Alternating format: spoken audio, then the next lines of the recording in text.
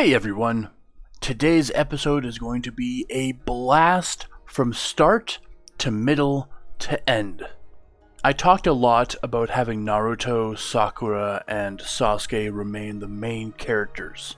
This, despite my greater focus on the overall Konoha 12. Because when the plot really starts to close in on the big antagonist, you need to collapse focus onto fewer characters. Few but the most dedicated of listeners and readers can actually keep track or even interest when the focus switches between 12 characters. I've already seen some of that myself. If I have an episode that looks at more than one team at a time, feedback usually skews toward a loss of interest or it was too hard to follow. I can't fault that either.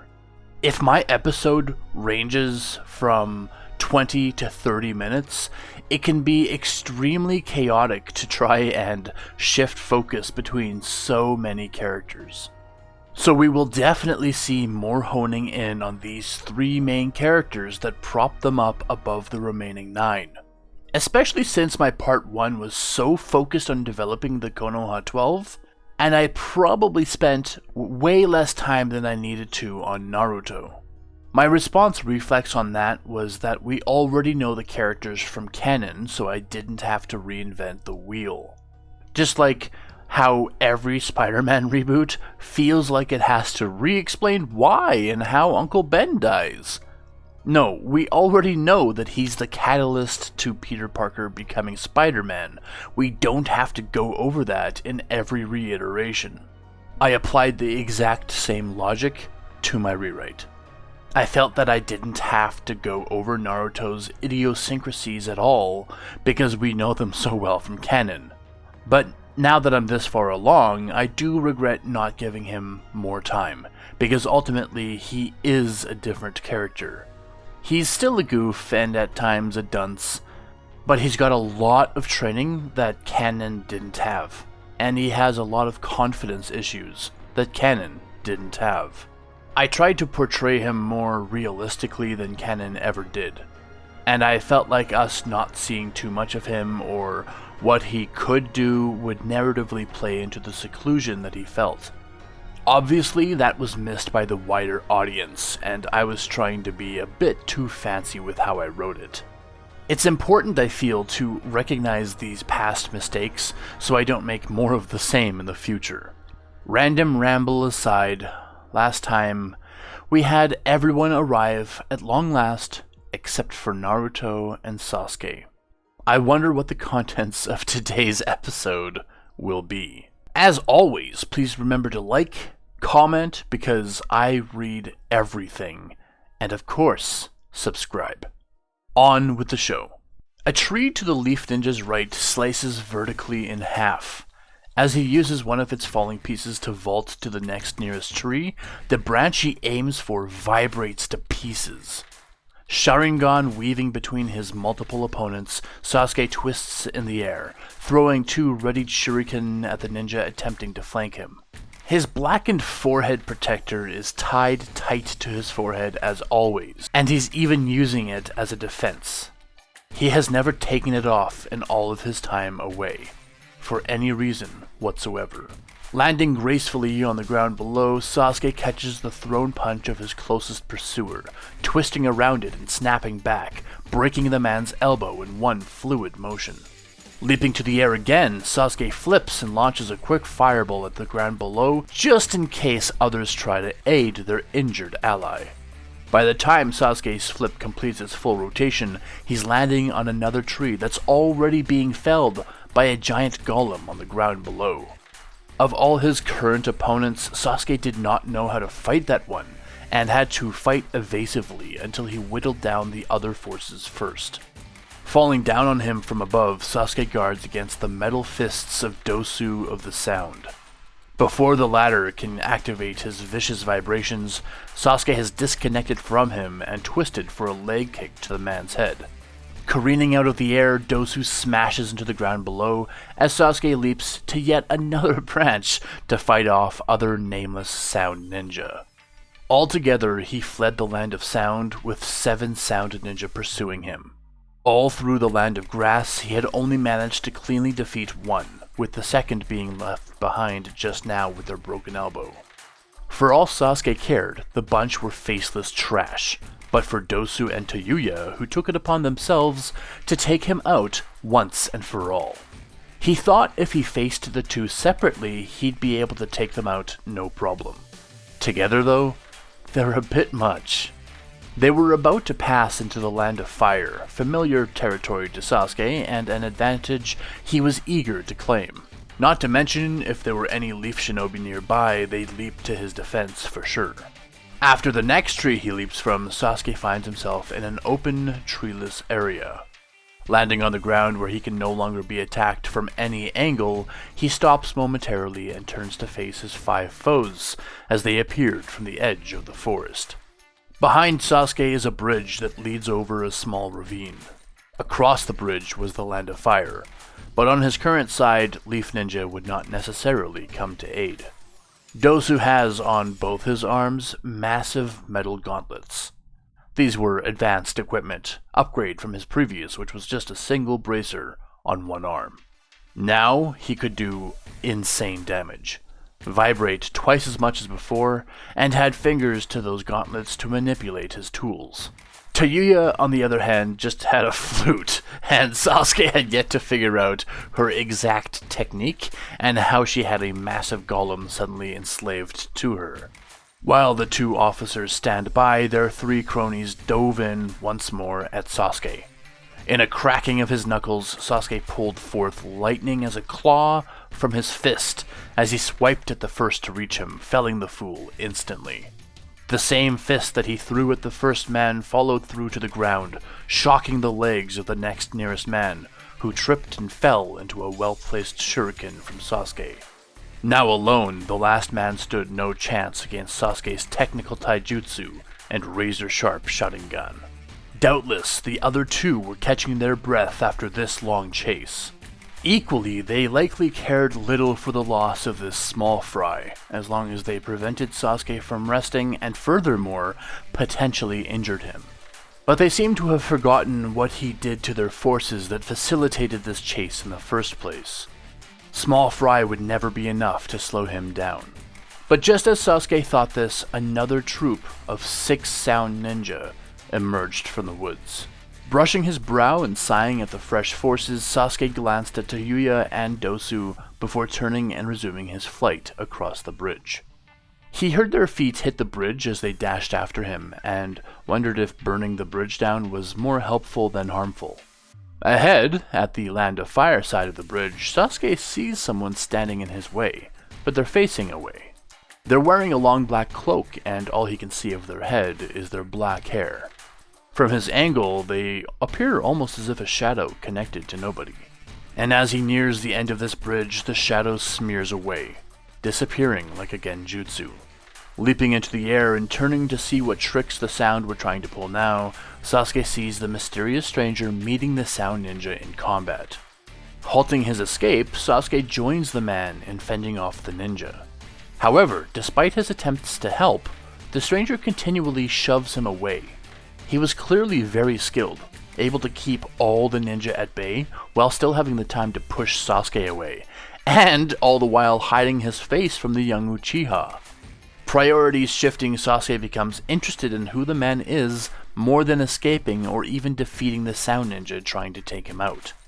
As he takes out the so-called faceless ninja in assistance of the shadow, Sasuke uses every opportunity that he can to try to get out in front of the stranger and see who it is. However, they're anticipating this and twist away at the most convenient moment each time. Snarling, Sasuke gets annoyed as the bridge begins to shake from Dosu's attempt at mutual destruction. Planting both hands on the ground, Dosu's pushing all of his vibrations into the bridge. Now forced to, everyone leaps to safety. Sasuke and the Shadowed Man land next to each other while the Sound are on the opposite embankment, trying to plan their next course of action as the bridge falls to pieces. In this opportunity, Sasuke turns to the stranger, but he's already been pushed away as the stranger leaps across the ravine and engages the Sounded Ninja directly again. Growling, Sasuke decides that with all his remaining chakra, He needs to override his curiosity about the man's identity and make it back to Konoha as soon as he can. The Sani need to be informed about what he learned in the Land of Sound and the impending threat that Orochimaru's memory created. And the Hokage needs to be questioned about the information he's never shared with Sasuke, the one person who deserved to know. During Ino and Sakura's flight from Iwa, they were jumped by some ninja from a strange village. Their headbands all had a single musical note on them. It was a familiar sigil to Sakura, but she couldn't place where she knew it from. Split up in the hassle of so many foes, Sakura was forced to leave Ino behind as she fled for safety. The only direction Sakura was able to safely flee to, due to their flanking, was east, toward the ocean shore.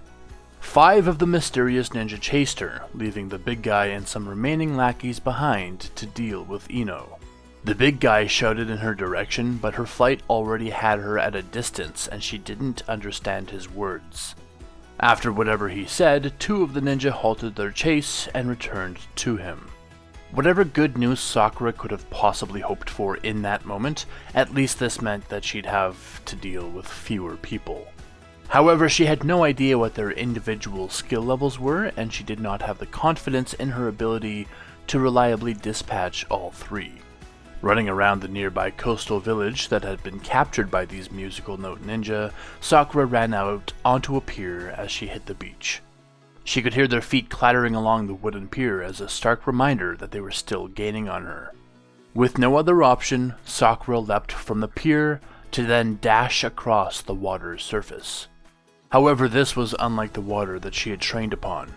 Open ocean water was busy, and her ground swelled up and down, occasionally hitting her with larger waves that she simply could not overcome. Just like herself, the men chasing seemed to have trouble with the uneven footing. Sakura, however, had a keen confidence in her chakra control, which emboldened her to about-face and pull some kunai on her enemies.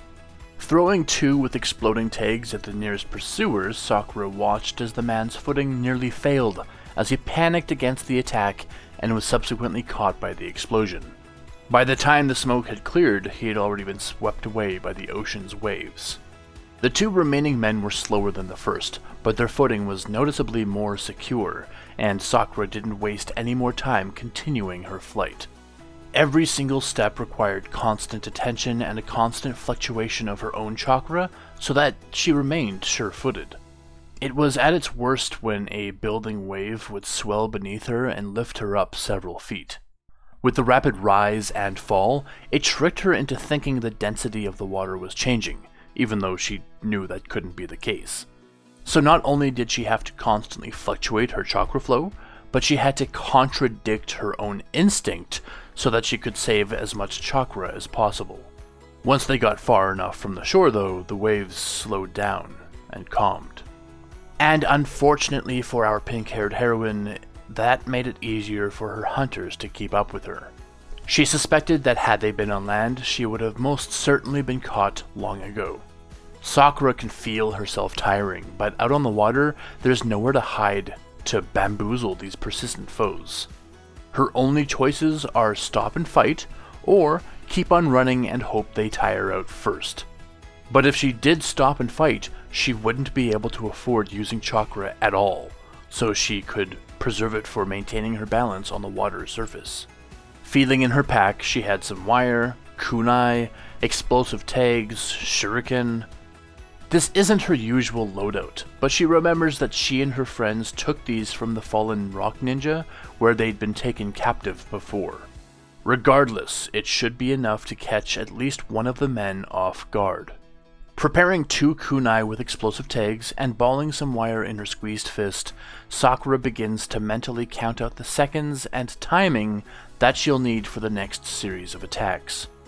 Throwing 1 kunai straight up with a ticking explosive tag on it, Sakura begins threading wire through several shuriken. In the moment the airborne tag explodes, she stops, turns, and throws the shuriken in a wide arc, hoping that the men think she's missed them.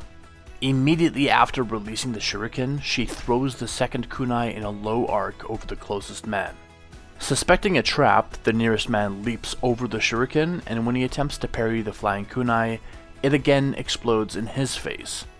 Caught off guard by his partner struck by the explosion, the last man is hit by the shuriken wire, and though it's not enough to take him out, it does slow him down. Emerging from the water, the second man also recovers from the explosive kunai to continue his chase. Though a valiant effort, Sakura underestimated the resilience of her opponents. She could continue to throw random projectiles and hope to trip them up, but every time she turns to face them, she's slowing herself down as well. And it would definitely be game over if she was caught out here. Slowly but surely, Sakura did grow tired. The physical demands were hard enough, since running across the water was worse than running across a field of deep snow. But her chakra was starting to noticeably dwindle now. She could still hear the pattering of their feet against the water's surface behind, never giving up on the chase. Sakura wasn't even a valuable target. She wondered why they were so intent on catching her. Was it just a pride thing? A sudden splash from behind draws her attention to the closer of the two pursuers, falling into the water. Surely such a thing would have only happened if he had run out of chakra. His ally was also trudging through the water, having sunk to ankle deep as his own chakra stores began to waver. Smirking, Sakura puffs out her chest proudly for a moment as she realizes that she's outlasted these guys with probably much less chakra. They splash about, attempting to stay afloat as Sakura catches her breath and watches them flounder. She has no food pills though, no anything to help her preserve her energy or bolster it in any way. Though she's glad that she's defeated them through attrition alone, Sakura's more than aware of her own clock running out. But it's at this moment that she finally looks up and around. There's no land in sight anywhere. How long had she been dashing for across the water? How far did she get? Shaking her head as she pants, Sakura's kind of dumbfounded that she made such a poor decision. She just picked a direction and ran in a straight line. Why didn't she run in a slight curve so she could at least make it back to land? Just when she was patting herself on the back for outsmarting her opponents, she also realizes how much of an idiot she was for stranding herself. Judging by her fatigue, Sakura knew that she wouldn't make it back to shore. Taking another breath, Sakura decides to distance herself from the struggling men. Running further out, she knows that between the land of rock and the land of lightning, there were a couple small islets. So for now, she would focus on finding any land in any direction, and instead of running further still from shore, she ran back toward it. She didn't even know for certain whether she had run in a truly straight line, so the direction that she thought was shore might not even be true. What a pickle! When she's a safe distance from the man, she willfully relinquishes her chakra and falls into the water. Rolling onto her back, she lets herself float and rest. Sleep would not come to her as the occasional ripple of water would splash across her face and disrupt her breathing. But at the very least, she could physically rest. Shaking her head, Sakura stewed now in her own frustration that she made such a stupid decision. What's the point of making smart choices when she had a safety net to fall back on if she was going to make dumb choices when it was life and death? She's surprised anyway that panic hasn't set in, but maybe she's convinced herself that she wasn't actually all that far from shore. She thought that most people path in a reverse angle from their dominant leg. If you're left-footed and you try to walk straight, you will actually take a long right curve. But she can't even remember if that was a myth or a fact, and she was basing her whole survival on that fact or myth. There was a reason that kids who got lost were hard to find unless a tracking ninja was put on the trail. Because no one ever goes in a straight line in any situation other than when they're following a compass and map. Or a path. From this logic, she decided that she can't be that far from shore after all. If after she rested up, she still found that she couldn't see the shore, maybe then it would be a good time for panic. Blinking, Sakura feels her back on a hard, smooth surface. Resting her hands against it and pushing herself up, she realizes that she's on a boat. She must have been more tired than she thought, to pass out despite the water's disruption, and not even be aware that she passed out. The boat's small, with 2 sails billowing from the wind to push it along. Tied to its backside is a tiny little rowboat. Pushing herself up, she sees 2 men wrangling with a net and bracing against the walls of the boat to pull it in. The water where the net is begins churning fiercely as a large sum of fish violently thrash to escape.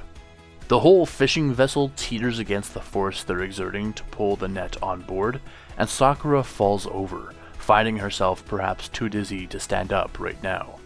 Eventually, through persistence, the 2 men manage to pull their great catch on board and begin sorting all of the fish out of the net so that they could wriggle fruitlessly on the deck. Between the swaying of the boat and the now overwhelming smell of fish, Sakura holds a hand to her mouth and nose to stave off nausea. The nearer of the 2 men looks over at her and smiles at her before returning to his business of freeing the net. "Glad to see you made it through the night. We thought you were a goner when we first picked you up. Ocean gets cold at night." "Thank you for picking me up," Sakura answers less sharply. "I'm pretty sure I would have ended up a goner without help. I'm luckier than I deserve to be." "Nonsense! You ninja folk are strong." The fishing vessel was small, barely large enough for the 2 men. Sakura made it a crowd, despite the men insisting that she wasn't in the way. After they had settled down and fastened their nets for another throw, Sakura had one of them show her a map of exactly where they were. They pointed first to a point where they said she was, that perhaps the water had carried her out even further than she thought she was. Even for a ninja, he was doubtful she could have made it that far in just a few hours, as she claimed she had been running. But now Sakura was out for nearly 24 hours, and they had turned back home. Due to the warning in the Land of Rock, they didn't risk being too close to its coast.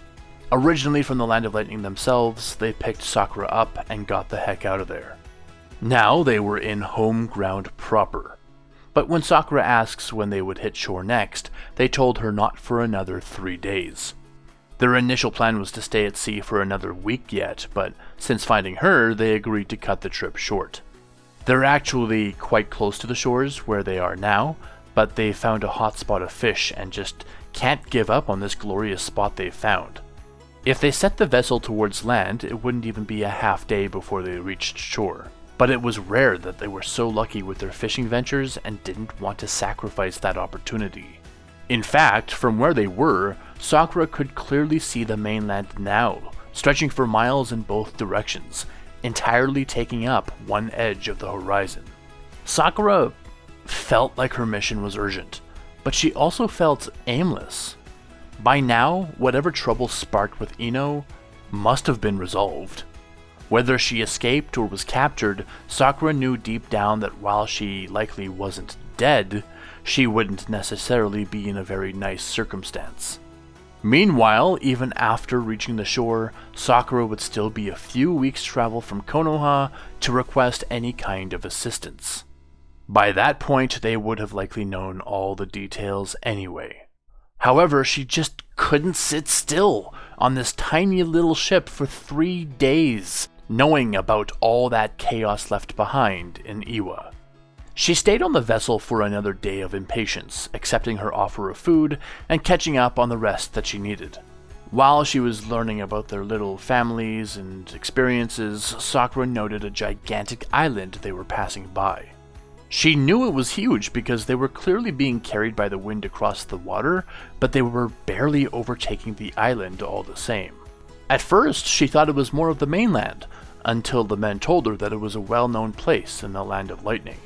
It was covered in huge spiked mountains, with small tufts of green foliage nestled between. It was unlike any island she'd ever seen before, but the fishermen paid it no mind. And on the eve of the next night, when the 2 fishermen were settling down for their own sleep, Sakura decided to embark for that island they were so near. Though she did leave a note thanking them for saving her. She just couldn't wait any longer to take action, and at least this time she had a little boat that she could take. They told her the mainland was just beyond it, just so close, so she would make it to shore of the island and venture across it before rowing the remaining distance to the mainland. She was just too antsy to go at the pace of the fishermen, whose priorities were entirely elsewhere. At first, Sakura pushed the boat with further water walking so as to silently get away without bothering them. Once she was far enough away, she hopped in and rowed herself to the island. But it was a truly massive island.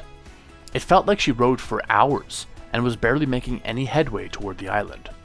And even once she got close, there was no discernible shore along its edges, so she had to circumnavigate its edges to look for the entrance.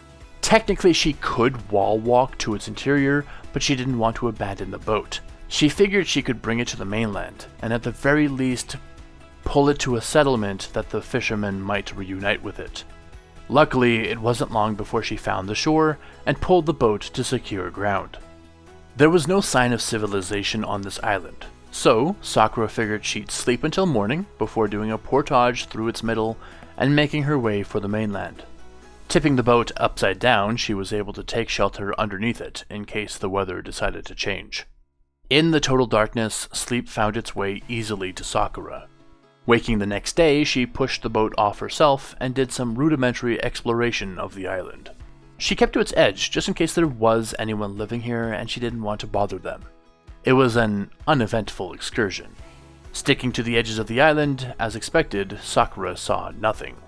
Coming to the opposite shore with the boat in tow, Sakura drops it and looks out across the water in puzzlement. She cannot see the mainland anywhere. Brow furling, Sakura shakes her head and wonders if she's somehow on the same side of the island still. As she ponders her puzzle, a dark shade and an enormous splash of water rushes up the shore and into her. Looking back at the water, Sakura can plainly see a giant fin lifting out of the water and swinging back down into it. Squinting against the bright light outside, Naruto crawls out from his cover.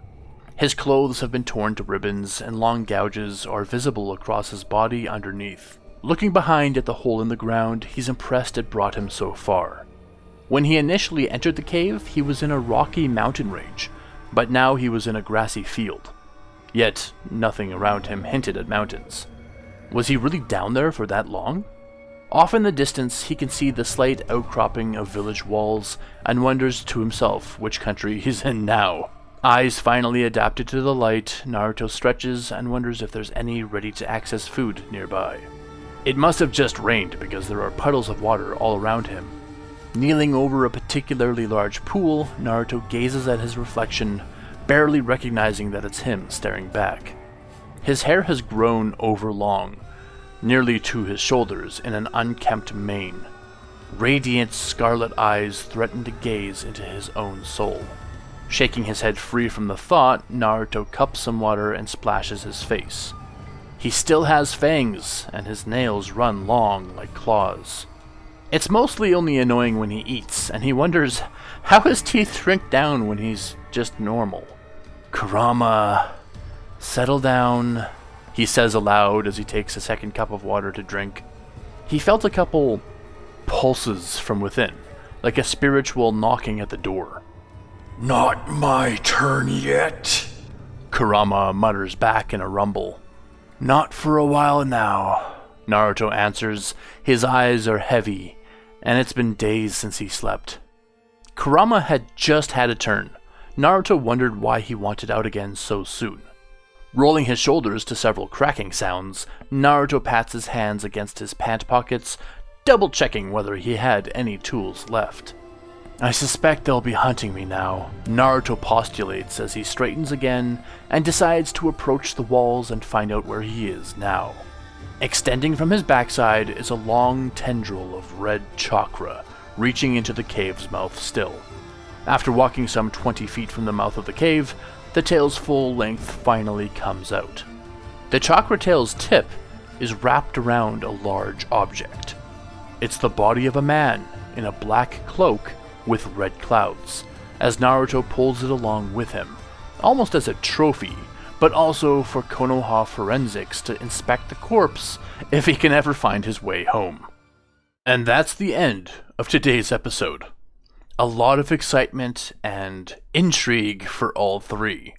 Hopefully I described Sakura's situation well enough that everyone knows exactly where she is right now. Sasuke has a lot of stuff going on in his head, And he's being helped by a stranger that wouldn't talk to him and hid their face from him? Nice little mystery that we'll revisit right there. And then there's Naruto, who clearly went through a lot in his time away. He seems to be actually talking to the fox, in addition to knowing his name. And yes, you guessed it, answers to the why and how of all of this is to come in future episodes. At this point, Sakura and Sasuke have both ticked off the Sound Village for one reason or another as well.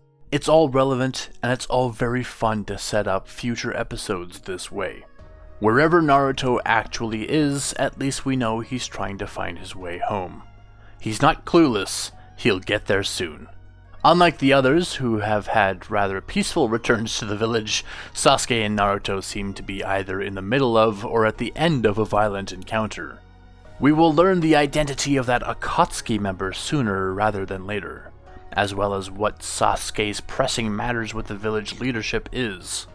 Writing-wise, this was probably my favorite episode in the last couple months. I actually experienced catharsis going through this, because it sort of feels like I am at long last returning to the roots of this story's vast cast. A return to simpler times, despite the plot growing ever more complex. These are our key individuals, and they all have incredibly important information regarding the various enemies that Konoha faces. And the remainder of the Konoha 12 all have their own information that will be key to taking on tomorrow's challenges. But only if they all recognize that importance. Another long episode today, but I'm sure no one will be complaining too much about that. I hope everyone enjoyed this one as much as I did. This coming weekend's meant to be like 27 degrees Celsius. I'll still try all that I can to pump out these episodes, but seriously, I cannot emphasize enough, my productivity crashes and burns in the face of such heat. For example, yesterday night was 16 degrees out, and that's too warm for me to sleep. For reference, 20 degrees is average room temperature, like 68 degrees Fahrenheit. I'm super sensitive to the heat, let me tell you. I'm super lucky that I live in a northern country for this kind of thing. So worst case scenario, next Monday might not have an episode. Worst case. You just have to put up with a month or two of a possibly unreliable upload schedule. Then it'll be back to the grindstone for sure. Rambling over, you know what I'm gonna say. The sky's the limit.